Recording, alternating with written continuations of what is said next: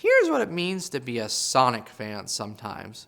When Sonic Superstars first came out, I breathed a huge sigh of relief that it didn't completely suck. But then as I played, I started getting really frustrated because it did actually suck in a bunch of ways. And I got so frustrated with the game that I just put it down completely and walked away. And then on a plane of all places, I ended up finishing it and really liking the game. So all of this is to say that I needed a little bit of time to sort out my thoughts before writing this review.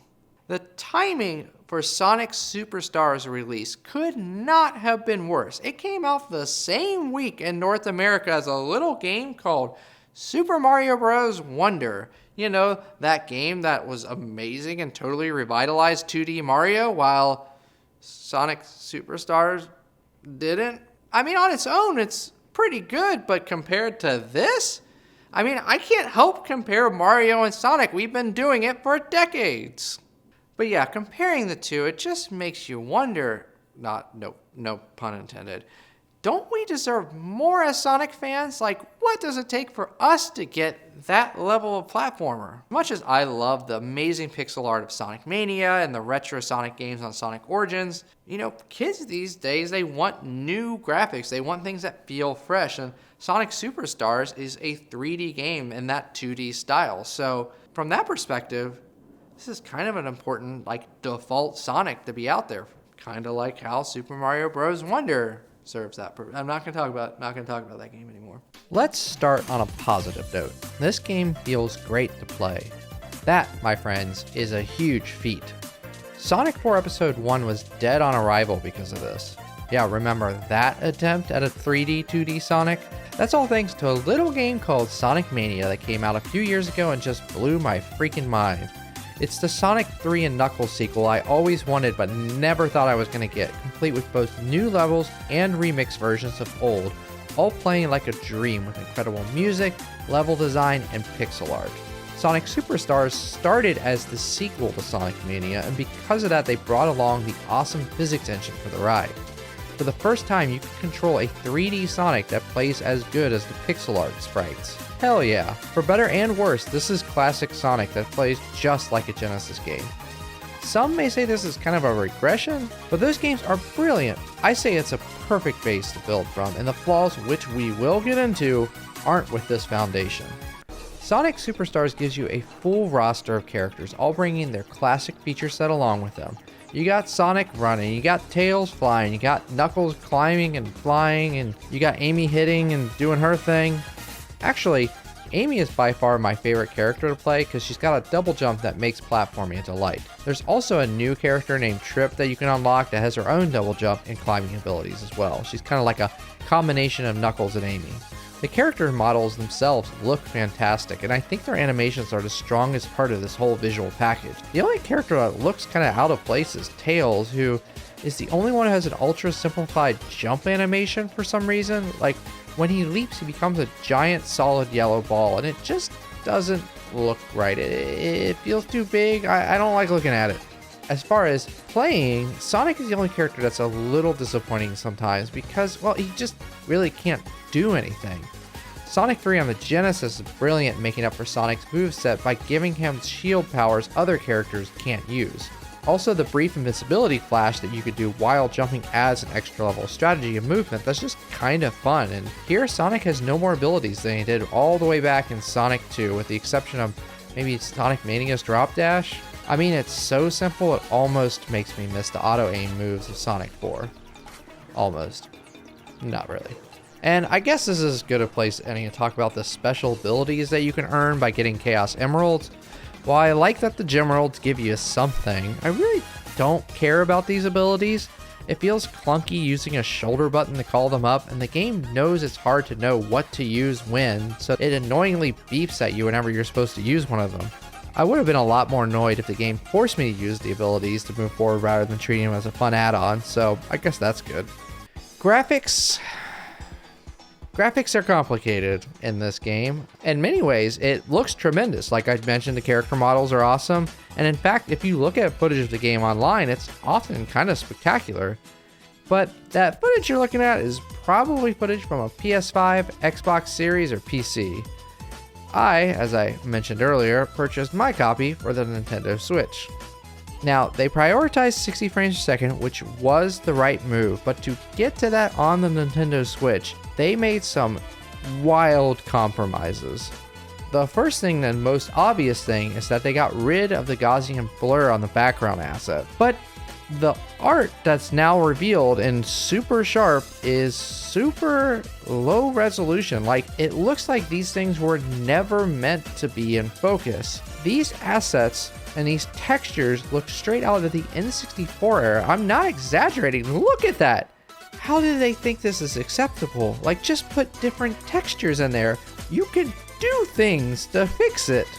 In their defense, I guess, the Switch is hilariously underpowered in a lot of ways, but developers have shown that strong art direction can drive some amazing results. I mean, I'm not even going to mention Super Mario Wonder because that isn't fair, but look at Tropical Freeze.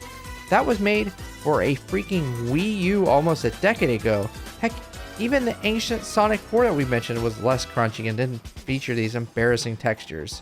I actually delayed this review mostly because I assumed that there would be a patch where Sega fixed this, but we're weeks from launch and I don't see anything.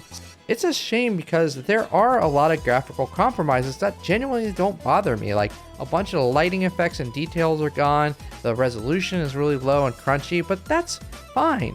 Since I'm a nobody on YouTube, I paid $60 for this game out of my own pocket, and I was determined that I was going to do the whole review with just the Switch copy. Was I really going to spend another $60 to buy the same game again because Sega couldn't make the Switch version good enough? Yeah, I did. I bought it for the PS5 also. Just look at how these graphics compare. There's so much more detail, actual lighting effects, crispy full high resolution, and most of all, that blur on the background elements. However, at the end of the day, it's still the exact same game. It doesn't play any differently on the PS5 than it does on the Switch. They're both 60 frames per second and responsive, which means for all the gruff I've given the Switch version, it is doing its job. Like, if I wasn't doing this review, I would have just toughed it out with the Switch version because it still plays just as good and I like having it on the go. And apparently it doesn't easily work on the Steam Deck right now because of a hard to close Epic launcher window. Good gravy, Sega, what are you doing? Speaking of asking Sega what they are doing, one of the most disappointing aspects of this game is the soundtrack. For whatever reason, the music here is just a mess and seems to lack any sort of direction. There is a lot of music, but almost none of it is catchy. There's not really really good melodies. There's also an odd over-reliance on retro sounds that clashes with the modern 3D presentation, and sometimes it's actively offensive. Like the boss fights especially, it's this tiny loop of music that plays over and over and over, and honestly, I just turned it off.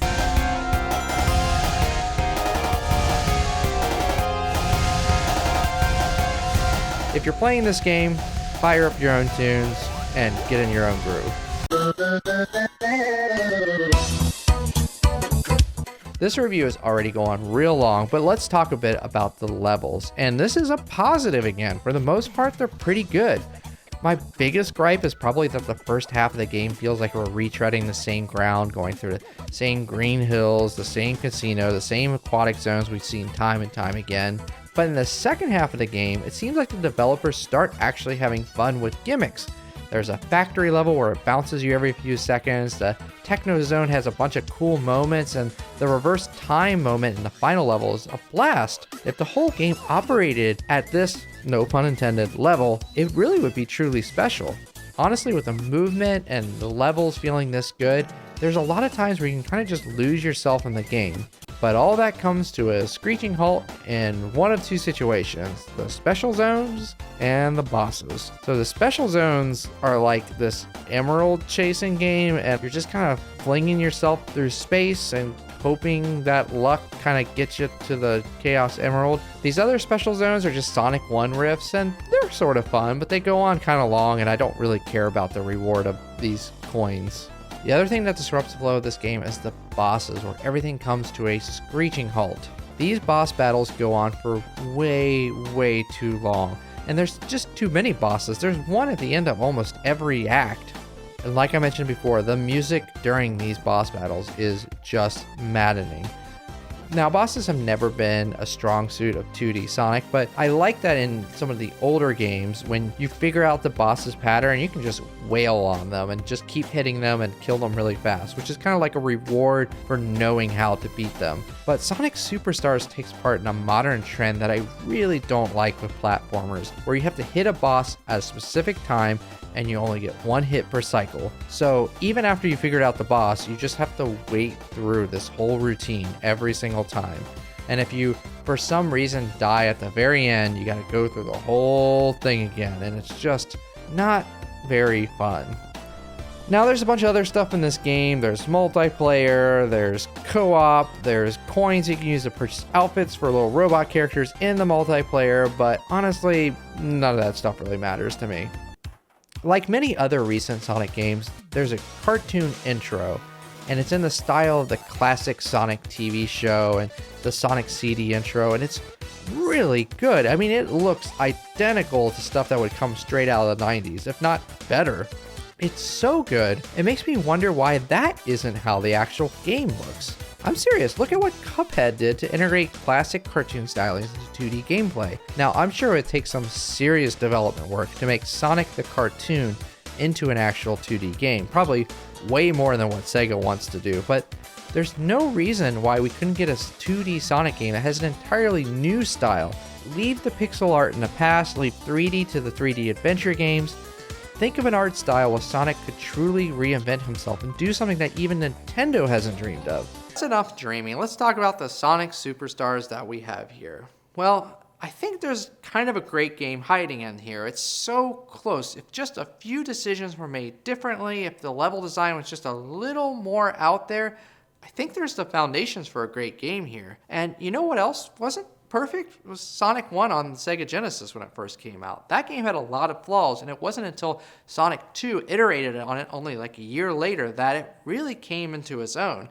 And I think if Sega moves fast enough, there's an opportunity to take this foundation and get crazy with the level design and actually make a truly great 2D Sonic platformer. But yeah, in the meantime, I think I'm going to go fire up my N64 because those textures are really making me feel like playing some Ocarina of Time.